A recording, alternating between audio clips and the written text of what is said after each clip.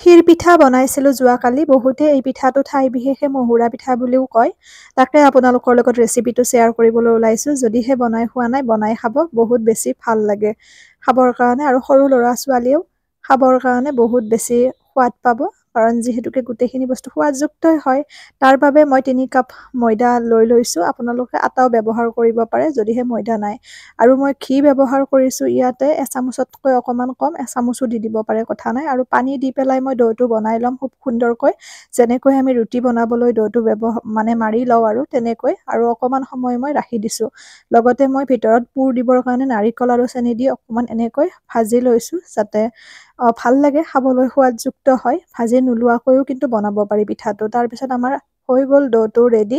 এতিয়া আমি পিঠাৰ বাবে পিছৰ নেক্সট প্ৰস্তুতিখিনি কৰি ল'ম। এনেকৈ লাড্ডু বনাই লৈছোঁ। প্ৰথমতে সৰু সৰুকৈ লাড্ডু বনাইছিলোঁ, এখন এখনকৈ বনাম বুলি। তাৰপিছত ভাবিলোঁ নাই, সহজ প্ৰচেছটোৱে মই অৱলম্বন কৰি দিওঁ। তাৰপিছত ধুনীয়াকৈ ডাঙৰ ডাঙৰ লাড্ডু বনাই পেলাই গিলাচৰ সহায়ত কাটি দিছোঁ। তেতিয়া একেলগতে 4-5খন হৈ যায়। এয়া এনেকৈ ডাঙৰকৈ লৈ লৈছোঁ। বহুত ভাল লাগে খাবলৈ। সৰুতে মায়ে এনেকৈ বনাই খুৱাইছিলে। অৱশ্যে তেতিয়া সেই পিঠাটো চাউলৰ গুড়িৰ সহায়তো বনাব পাৰি দেই, ভাল লাগে মহুৰা পিঠা। ধুনীয়াকৈ লাড্ডুকৈ কেতিয়াবা বনাই দেখুৱাম বাৰু। আৰু এনেকৈ মই ভিতৰত নাৰিকল দি এইটো প্ৰচেছত বনাই গৈছোঁ। শ্বেপটো আপোনালোকে নিজৰ মতে যি ভাল লাগে তেনেকৈ দিব পাৰে। ম'ম আকৃতিও দি দিব পাৰে, একো কথা নাই। মই এনেকৈয়ে দি দিছোঁ। আৰু ধুনীয়াকৈ শ্বেপ মেকাৰো পাই কিনিবলৈ আজিকালি অনলাইনত। একেধৰণে মই গোটেইখিনি পিঠা বনাই ল'ম। যিহেতুকে ছেম প্ৰচেছ, আৰু দীঘলীয়া কৰি থকাৰ কোনো প্ৰয়োজনেই নাই।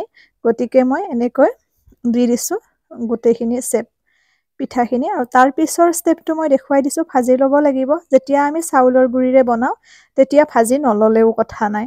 কিন্তু যিহেতুকে যিমান যি হ'লেও আটা ময়দা, গতিকে আমি তেনেকৈ বইল খালেও অকণমান বেয়া, গতিকে ভাজি লৈছোঁ মই। আৰু চাউলৰ গুড়িটো বেছি ভাল হয় খাবলৈ, আৰু আমাৰ হেল্ডিও হয় বাৰু।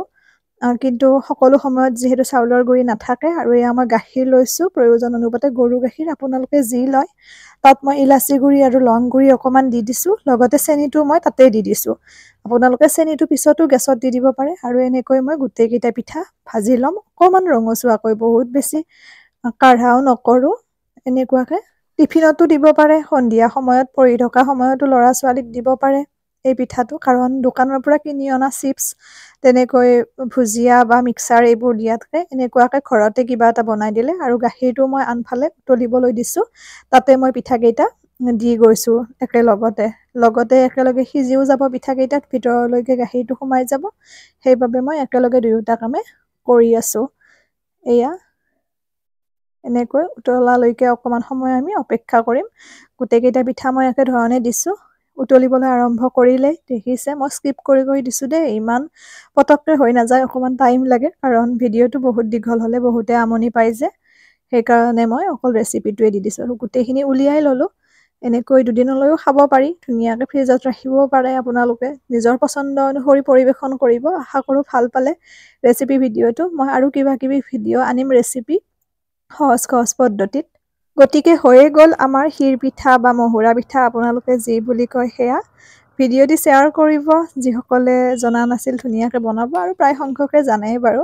আৰু পেজটো যদি ফ'ল' কৰা নাই ফ'ল' কৰিব। মোক কিবা সুধিব লগা থাকিলে ইনষ্টাগ্ৰামত ফ'ল' কৰিব। ডিম্পী ডায়েৰী বুলি আছোঁ পেজৰ নামেৰে। আৰু কাটিং চিলাই ভিডিঅ' চাব বিচাৰিলে আপোনালোকে ইউটিউবত চাব পাৰে। ডিম্পী ডায়েৰী বুলি আছোঁ পেজৰ নামেৰে। আজিলৈ এৰিছোঁ, পুনৰ লগ পাম।